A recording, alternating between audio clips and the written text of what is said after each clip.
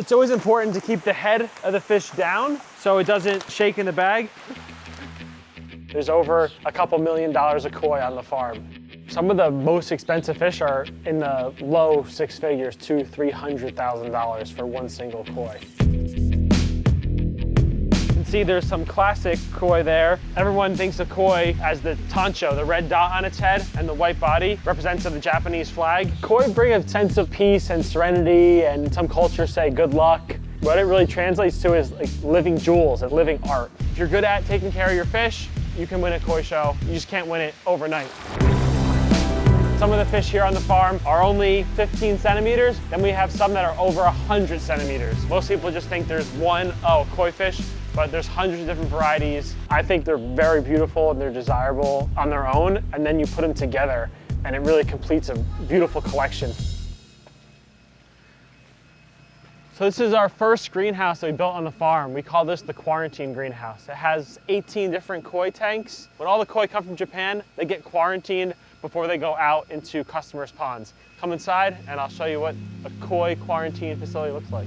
My name is Brian Fitzsimmons. I run a company where we build, service, maintain koi ponds and sell koi fish. So koi are basically carp. They're carp from Japan that have been bred for generations after generations that have beautiful colors and patterns, and now they're known as koi fish. All right, so in the quarantine greenhouse here, we have everything separated by different tanks. Today is Friday on the farm, and on Fridays, Saturdays, and Sundays, we actually feed the fish. We don't feed them other days during the week because we're always shipping. And if you feed fish before they get shipped, they produce waste in the bag and they don't arrive in great condition. As you go through this greenhouse, I'll be tossing some fish food in all the tanks. Each tank has different varieties of koi. Some might be a kahaku, a sanke, a showa, and certain breeders specialize in those types of varieties. The simplest way to picture that is the koi farmers are kind of like wineries. The more specialized that koi farm is, usually the higher price and higher value it is. So you have a koi farm that might be producing a really, really high quality in a small batch, and then you might have a koi farm that produces more of a vast variety of koi and a lot of them, and all of that stuff reflects the price. My specialty is just selling them. We're not breeders here on the farm. We import the fish from Japan and then we re-wholesale them. I do have a couple favorites, and those are the ones that sell the fastest. For me, it's super easy to see which koi is better between A and B, but if you took a side-by-side photo or fish A and fish B and looked at them, and I pointed out a few things and key aspects of what makes a fish more desirable, by the second set of pictures, untrained hobbyist or beginner can identify, oh, this koi is better because of this, or this koi is better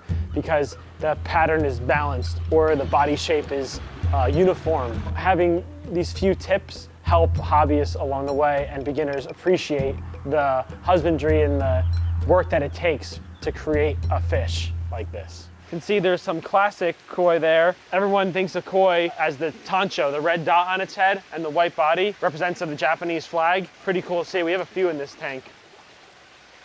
But right there, that's called a Toncho. And this one would be called a kahaku, a red and white. This was the first variety of koi ever produced. And then later they produced this Toncho, which is bred from breeding kahaku. And then they breed it down so they get that perfect red circle on its head. And these fish are only 1 year old. The younger you buy a fish, the more chance it has to have imperfections as it grows. The reason why a larger fish gets to be so much money is because it's gotten to a size with less imperfections. A small scale, a little bit of red outside of like a circle, or the cleanness of how the red meets the white, all affects the koi's value over time. If you think about it as like living art, right? The more perfect this art piece is, as it's 3 feet, 100 centimeters, the more value it's gonna demand. And being that these are all living pieces of art, sometimes to get a fish that big takes 6-7 years. So the small percentage of a fish from 1 year old to that size and quality is so small. The breeders know that and they demand a price for that. It's a world market where the Japanese are selling, so as the hobby gets stronger in all the markets, the price of the koi gets higher. Just 2 weeks ago at one auction, a fish sold for almost 50 million yen, and that translates to about $350,000 for a 1 year old fish, about 50 centimeters. I think that just talks true to the Japanese culture and how they do things with whiskey, with beef, sushi. Everything is small batches, super high quality, and it's the same with koi. Just like there's a dog show, there's a koi show. People actually bring their koi all over Japan and the US and other markets where they show them to win prizes judged by koi judges. To win a koi show or to have a really high-end fish, you can just go buy one, right? There's fish for sale that are $200,000, $300,000. You can go to a breeder or a dealer and say, hey, I want to win a koi show, and get that fish. A lot of hobbyists appreciate buying fish at the 1-year-old age and then growing them themselves, and being to say that, hey, I bought this fish, I picked it out, I bought 10, and I grew this one to 90 cm, and it won a koi show. And to me, that's really impressive to see. And people come here and spend an hour or 2 hours picking through this quality of fish to say, hey, you know what? I used my eye, I picked a fish that won. And it's also great to see when you go to a koi show and somebody won a fish or won a show with a fish that they bought for a few $100s and grew it for 10 years in their backyard pond. So there's multiple ends to the hobby. We sell fish in our stores for $30 to $40 that are this big, and they still have nice patterns. They're still great. You can put them in a backyard pond. Most people start on the lower end of the hobby, and you can still have great fish. You can grow a small fish that you buy for a few $100s into a champion level koi. Here's some of the smallest fish we have on the farm. So some of these are only about 10, 12 centimeters. They're a great size for a small fish tank or just beginners in the pond. And these guys are awful hungry today. A big part of our business with Japanese koi is getting a fish all the way from the mountains of Niigata to Tokyo Airport, then to New York, then to our farm. When you're shipping air cargo, the most expensive thing is weight.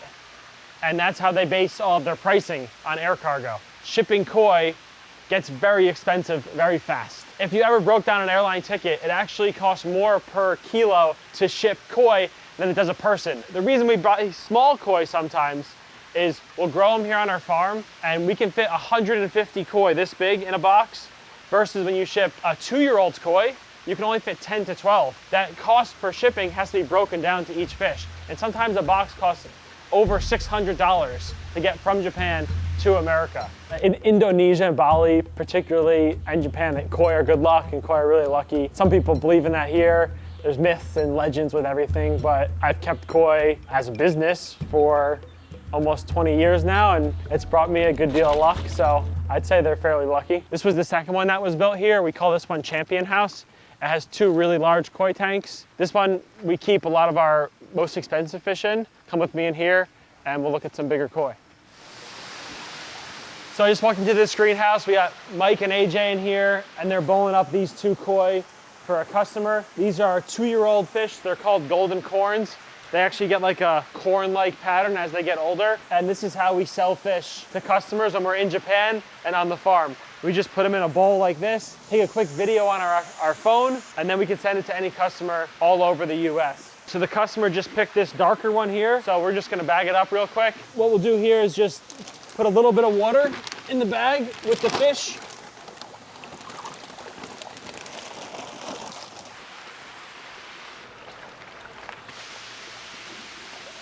So now we're gonna put half fresh water, and then we have the pond water from here, and we're gonna put it in the 2 bags, so it's double bagged. It's really important when we're shipping the koi to make sure the water goes above their gills.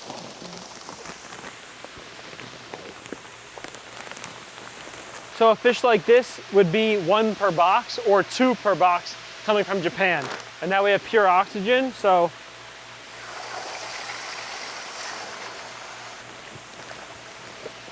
we always use 2 bags for shipments. Sometimes, if the fish is really expensive, we'll use 3 bags or 4, a thinner bag. If it's being shipped like air cargo, we just want to make sure that the fish gets there safe. Today, this fish's journey is only 3 hours, so we got oxygen and water. It's good for about 40 hours in this box, but the faster you get it there, the less stress that'll have on the fish.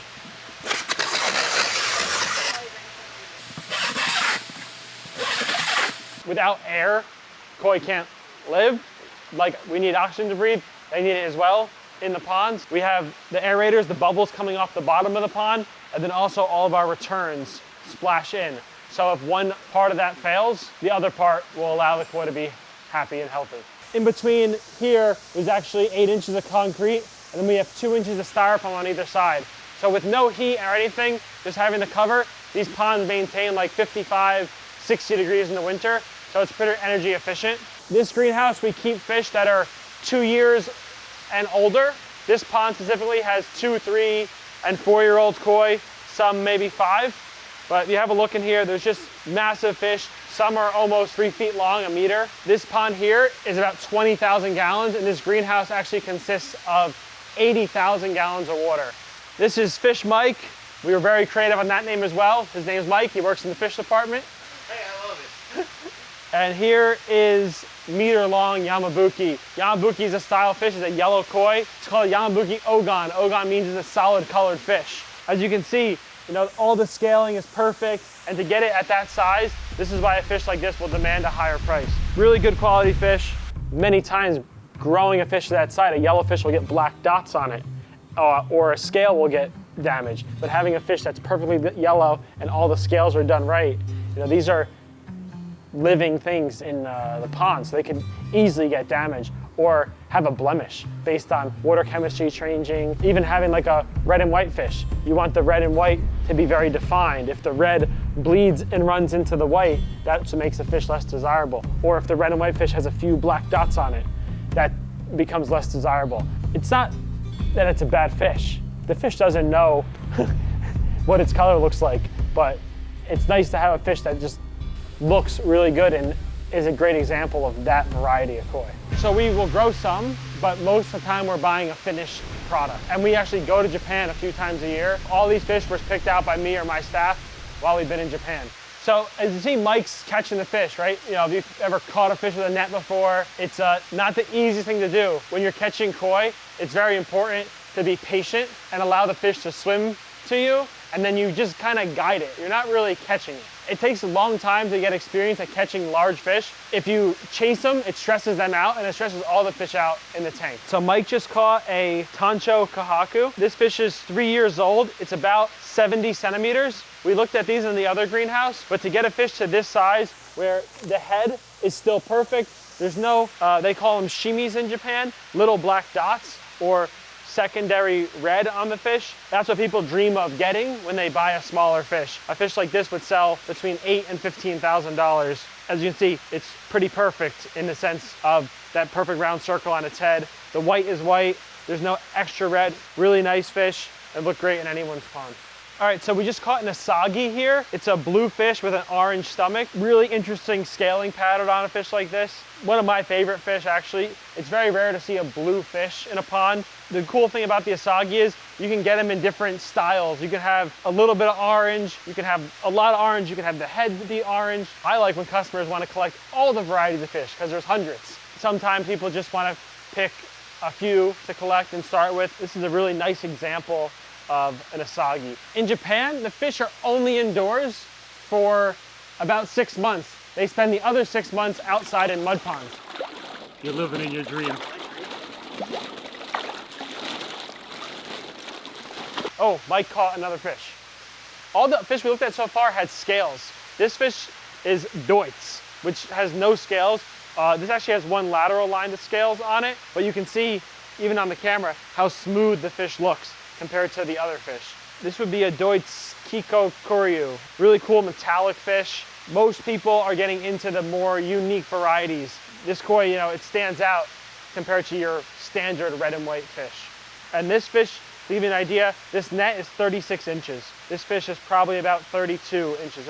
It's still a fairly large fish. These filters are specifically designed for koi ponds and wastewater treatment aquaculture. When we have really large high stock ponds, we'll use more of an aquaculture filter, which is based for like higher fish loads, more feeding, and they're biomechanical. So mechanical physically removes the solid waste from the water, and the bio helps reduce ammonia, nitrates in the pond. Also, the mechanical part keeps the water nice and clean and clear, because you can't really sell a fish in a dirty pond. This is a Showa, really nice fish as well, red, black, and white.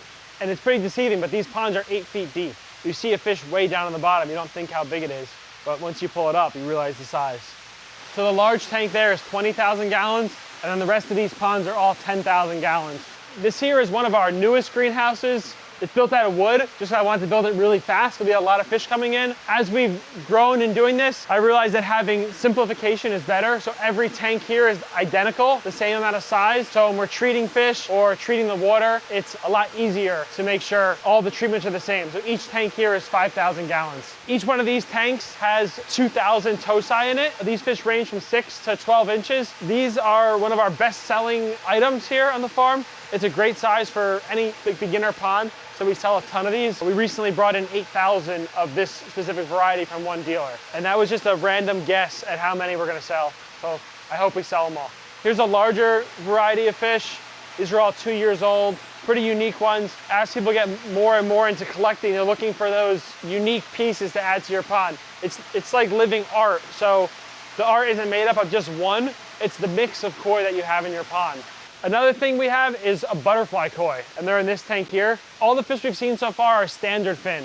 They have a short fin. These actually have a longer fin, and very creatively, the Japanese call them butterfly koi. They're a nice flowing fin. We sell quite a bit of these as well. These are 1-year-old koi here, and it's just a nice addition to the pond. The pure koi hobbyists don't really like the butterfly koi, but I think they're really nice looking as well, and it's a nice different kind of look. A lot of times people come with an agenda of, I'm gonna buy 1 or 2, and they leave with 10. One of the, I guess, misconceptions about koi is everyone thinks they're really difficult to take care of. They're fairly easy to take care of. It's just taking care of the water and managing that, and the fish are really hardy.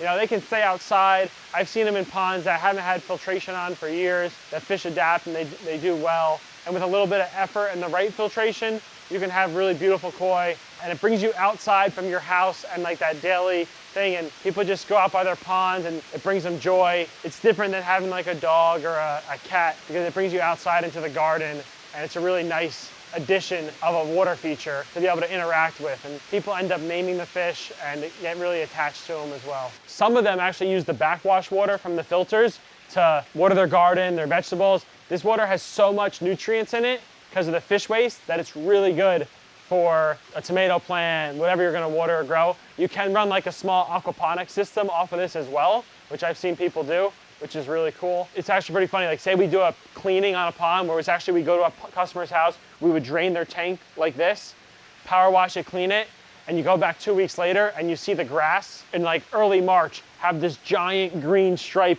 down it, and everything else is still pretty dormant, all because of all the nutrients in this water that's let the grass grow. It's like going outside into your garden, if you're having that aquatic space, a waterfall, the sound of water, the aquatic plants, and I don't think it always starts with fish. It might say, I was at a hotel in Hawaii and I saw these fish and they raced over to me and I fed them and I loved it. Or, hey, when I was a kid, there was a park and I used to feed the fish there. So I think the koi ponds and the koi come so many different ways to people. And I think everyone has like their own story and how they get into the koi pond. Some of our most like addicted, passionate customers bought a house with a koi pond and never even wanted one. And then they turn out to like love it. We've had customers that won a goldfish at a fair, and then they wanted a home for it, and they went to Lowe's and bought a tub for $300–400, and next thing you know, they're putting in a $30,000 pond in their backyard. We also sell Japanese goldfish. They're called tamasaba. They're like the size of a baseball, actually a little bit bigger. So we don't normally sell them, but this year we brought some in, so I'll pull some up for you. These can be kept in a fish tank or a small backyard pond. These are also cold hardy. They're fairly large, so have a look at some of these. That's a goldfish that's 3 years old. Do you believe that? People like having these in their pond and mix up the variety a little bit. Not every day you see a goldfish that big. These goldfish are also shown at goldfish shows throughout the US and Japan. You know, these goldfish aren't gonna get bigger than 6–8 inches. It's just a different aspect of the hobby. For me, I can't get my head around like a goldfish being worth a couple $1,000s. But for me, I think back to like, that's probably what most people think about koi. It's like that same reaction. I was like, how could you pay $1,000 for a goldfish? But I think the general public has the same notion when I'm like, yeah, we sold a koi for $20,000. They're probably like, wow, you're crazy. The funny thing is now, the koi is one of my favorite parts of the business to work in. But unfortunately, I have a big job as like CEO and CFO, where I'd love to just be up here all day selling fish and working on the koi, but unfortunately I have to run the entire company. But I try to get up here as much as I can, especially at night when no one's here. So it's good to be up in the koi today. So we're gonna bring a fish up, we'll do a microscope scrape on it. If you have an iPhone, you can actually put it on the microscope and we can get footage of the koi. So what we'll do is we'll usually flip the fish over and then we'll take a scrape from like underneath the gills. And so like this is what a good scrape looks like. And then you check it out under a microscope. So this is something that we do within the first week of when the fish get here, just to make sure we're keeping the fish as healthy as possible. Scan the whole slide and then get a little bit closer to see if I can see anything that might be a little smaller.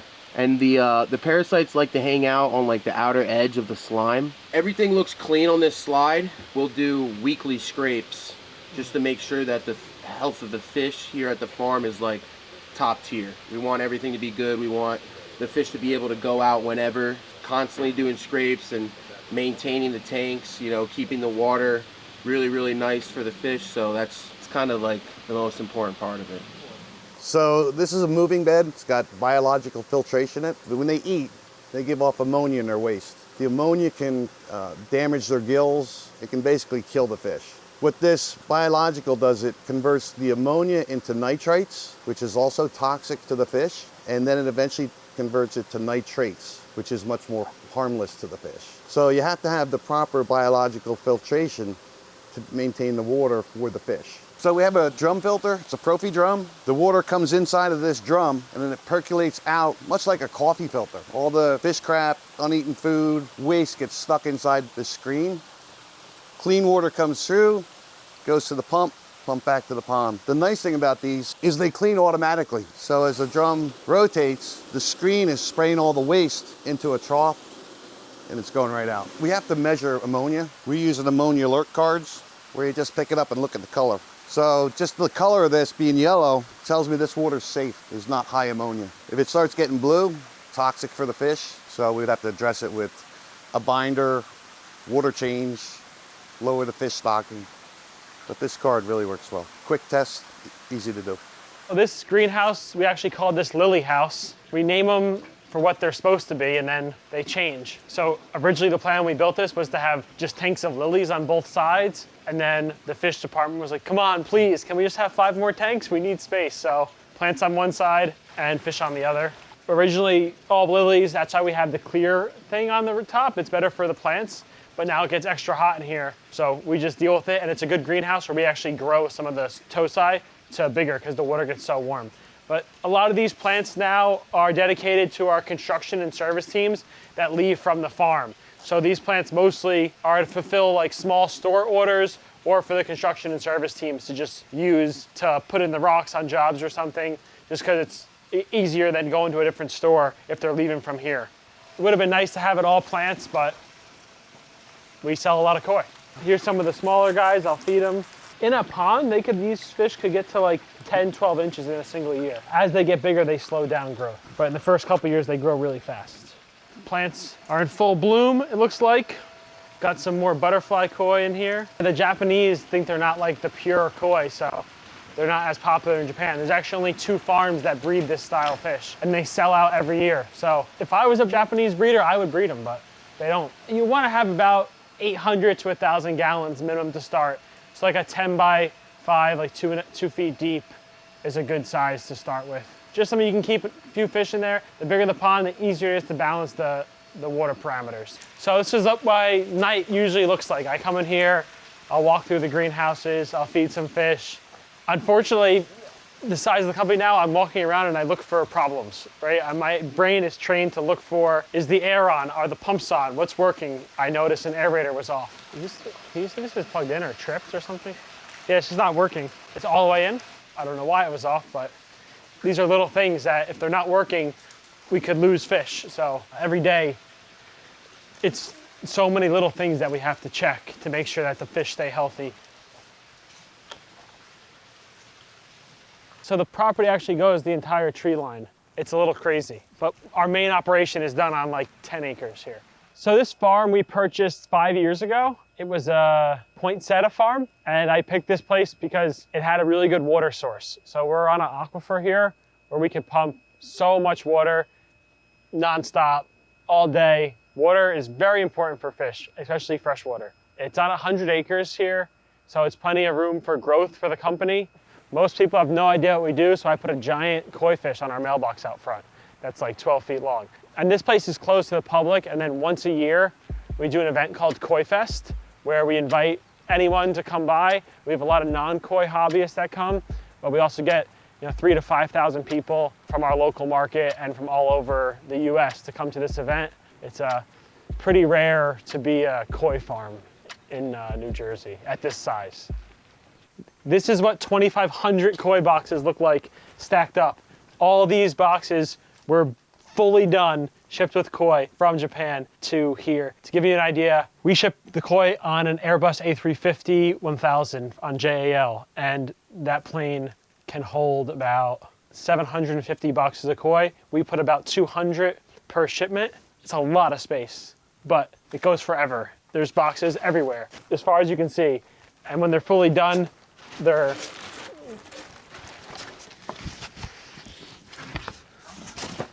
not small. So you can imagine all these came with koi, and it's our goal to then get these shipped out and sell. So we'll know how good the season went depending on how many boxes are left. Hopefully none. There's probably 2,000 boxes in here. I've been pushing for growth. I'm 33 now. I've had the company for almost 20 years. No one in this industry is doing what we're doing. We're the only multiple chain retail pond store that services different states in the country. We bring in the most fish out of anyone in the country. I just want to keep growing and pushing and doing things that haven't been done before, and growing a really nice hobby in the US and making it accessible to all levels of hobbyists. And I'm always pushing to be better and better at what we do and how we do things. We'll see how big we can get it. A lot of people, this entrepreneur thing is like, people think, oh, it's a cool thing now. It's very hard work. It's not built for everybody. I'm lucky that I'm decent at it. It's not something that you can just say, oh, I want to be an entrepreneur. It's late nights, it's early mornings, it's sleepless nights. When you start, it's hard. And then when you grow it, it's harder. And then when you have a team of 90 people, it's even harder. So right now we're at the Fitz Fish Ponds retail location in New Hope, Pennsylvania. This was our 4th retail store that we opened up about a year and a half ago. This is a nice 15,000 gallon koi pond we built right in the center to mimic a pond that's pretty famous in Japan at the Koi Museum. The store has everything you need for your koi pond, water garden. We're next to a walking mall called Peddler's Village, which is pretty famous in the area here, and that gets about 3 million visitors a year. So having this pond for the people to feed, we also have a pond inside their village, about a 10-minute walk away, with a fish feed machine as well. It just brings people into the hobby from a young age to start enjoying feeding the fish. We're always seeing regular faces back here just feeding the fish, enjoying the pond, even though they might not have a pond. This is one of my favorite stores. I've been here through the whole construction process as we built it. Also, it's really close to the farm, and there's a lot of good restaurants in this village, so it's a frequent spot for me when I want to get a bite to eat. What's more eye-catching than a giant 6-foot koi in front of the store? So this is like our outside water garden area. You saw all the koi fish at the farm. Here we have 3 different tanks for koi, some really nice fish, and they're hungry. So many people just come to the store, and once they get further into the hobby, that's when they decide to make the journey to come to the farm and then come to Japan. If you're just after like a yellow koi, we're always gonna have something like that at each store. But then if you wanna really look at 20 different yellow koi, that's where it makes sense to come to the farm. All the fish look nice and healthy, so I always like to come to the store and have nothing negative or no bad feedback to give. When the boss stops by, sometimes, I have a list of things that need to get worked on. So it's always nice when I come and there's not much to say besides good job. Some people say koi ponds are cheaper than therapy. I've been around koi since I was like 12, 13 years old. It's pretty addictive, and it's very relaxing to me to just sit out by the waterfall. Like even now, sitting here, I hear the waterfall behind me, and it's just a nice soothing sound, and water is very relaxing to be around. If you're not sure if you want a koi pond, visit a place that has one, feed the fish, and see what you think about it.